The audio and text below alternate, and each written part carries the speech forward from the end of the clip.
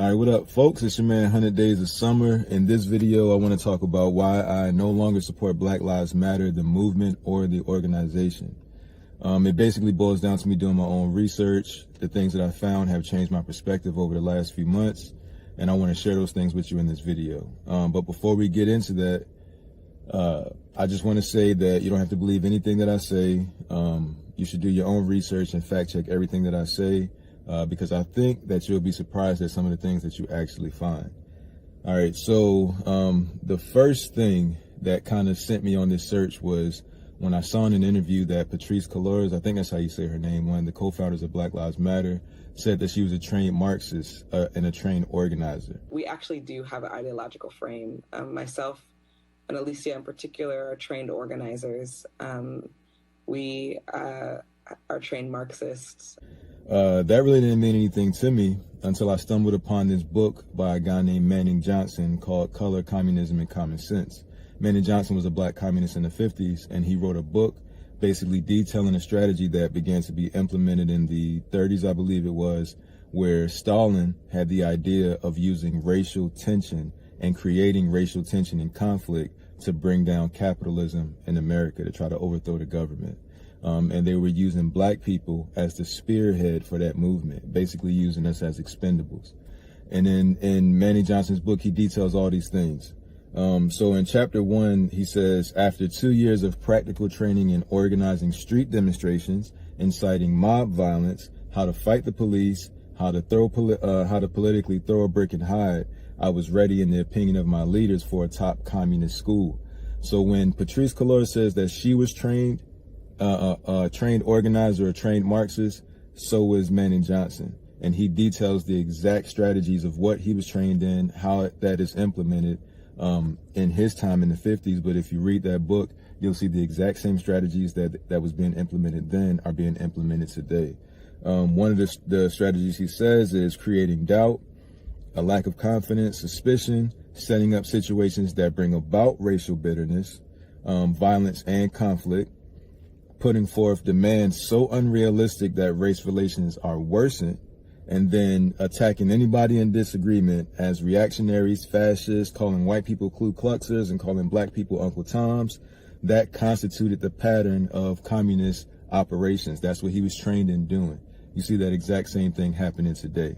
Now, that was in the 50s. Manning Johnson released his book in 1958, and then he died in 1959. Some people believe that he was assassinated for releasing this information. You can do your own research on that to see. But as Manning Johnson realized that the party was only using blacks to create racial tension in America, that was in the 50s. In the 30s, a man named Revels Caton came to the exact same conclusion. All right, so Revels Caton, one of the best known advocates against racism, he was also a communist, a black communist, left the party after realizing it was only interested in talking about race when that issue applied to party strategy. It also says in this article that although the Communist Party did significantly contribute to the improvement of the lives of people of color, its legacy should not be uncritically assessed. Its narrow focus on issues that related directly to Marxian theory. Remember, Patrisse Cullors said she was a trained Marxist. Its narrow focus on issues that related directly to Marxian theory and party platform caused it to ignore issues it should have addressed, while claiming to support principles on which it actually had not taken a stand. So you see there, once again, they were making strides for blacks, but that was the front of the organization. The underlying agenda was to cripple capitalism, to bring in a Marxian ideology, and then basically usher in socialism and capitalism into America, overthrowing the government. The exact same strategies that were used then in the 30s are the same strategies that were being used in the 50s with Manning Johnson, the same strategies being used today with Black Lives Matter. Behind each of these movements in the 30s and the 50s were white communists using blacks. You can see the exact same thing with Black Lives Matter, and I'm about to show you. So in the 60s, after Manning Johnson passed away, there was two domestic terrorist groups that rose. They were white groups. One was female and one was all gender. So the first group was the Weather Underground, a domestic terrorist group in the 60s. The other group was M19. One of the leaders of the Weather Underground is a man named Eric Mann. Patrice Cullors says in an interview that Eric Mann was her mentor. She says that he created the organization called the Labor Community Strategy Center, which sounds very much like the type of organizations Manning Johnson lists in his book. She says it was her first political home. And basically that Eric Mann was her mentor. So when she was trained in being an organizer and a Marxist, she was trained by Eric Mann, one of the leaders of the domestic terrorist group, the Weathermen, a communist organization. All right. That's one connection to Black Lives Matter being backed or their elders being white communists. All right, so when you want to donate to Black Lives Matter, you have to donate through a company called or organization called Thousand Currents. Thousand Currents is the fundraising and fiscal sponsor for the Black Lives Matter global movement.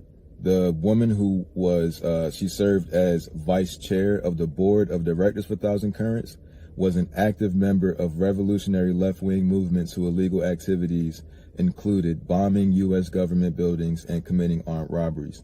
So the person who sits on the board of the fundraising and fiscal sponsorship for Black Lives Matter was also a convicted domestic terrorist. And then the mentor of one of the co-founders of Black Lives Matter was also a convicted domestic terrorist. They were all white communists. These are the people behind Black Lives Matter.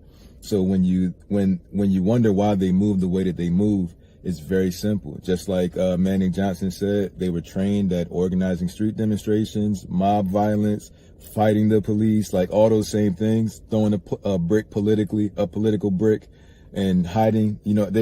The same exact things that they were doing then, they're doing today. Now, the other thing that I thought was very interesting outside of this is another communist connection, is the fact that in 2015, Black Lives Matter held an event in Harlem where they invited the dictator of Venezuela, the communist nation, Venezuela. They invited him to be honored in America in 2015. So I want to just first off say thank you to the government of Venezuela and President Maduro.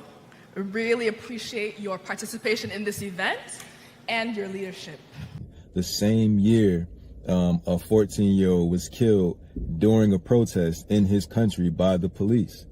So during that time, the people were protesting this guy and they were being killed in the streets. But this is a time when the leaders of Black Lives Matter, an organization against police brutality, invites this man to the country to be honored. They call him a comrade. They consider him a brother and a friend.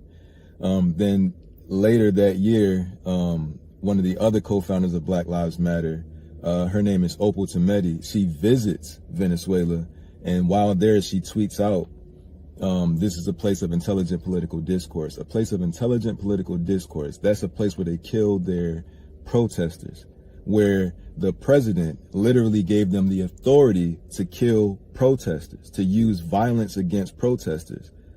So that part, the only thing those two people have in common, the only thing that Maduro, and his name is Nicolas Maduro, the dictator, the only thing that him and Black Lives Matter have in common is the fist of communism. That's why Black Lives Matter's logo is a black fist. The logo for communism is a red fist. It's the exact same thing. In 2018, I believe it was, Maduro's country had the they had the most police killings in the entire world. This is the person that they invited to America to be honored, Black Lives Matter. That doesn't make any sense to me. So when I see those types of connections happening, when you put all that together, there's a clear picture of what's actually going on. The movement is not about the betterment of black people, just like it wasn't with Rebels Caton, just like it wasn't with Manning Johnson. The movement is about overthrowing the government, overthrowing and bringing down capitalism and ushering in the Marxian ideology of socialism and communism. That's what it's all actually about, and they're just using blacks and racial tension the same way Manning Johnson was using it. Now, the other thing that I don't want the video to be too long, but I want to say these last two things. The other thing is the term Black Lives Matter is a strategy. You know what? Maybe I'll mention that in the next video. Maybe that's what I'll do, because I don't want this video to be too long, and I want to talk about this here. I'll mention what I'm about to say about how they use how Black Lives Matter, the slogan, is an old propaganda tactic from the 20s. And I'll talk to you about that in the next video. But in the meantime, leave your comments, questions, criticisms, name calling, whatever it might be. Every comment helps, so please leave it. And we'll have further discussion in the comment section. I'll see what you guys think about all the stuff that I've said, and then I'll see you on another video afterwards. All right, I appreciate your time and attention, because you can't get that back. Y'all have a good one, and I'll see you on the comments. All right, peace.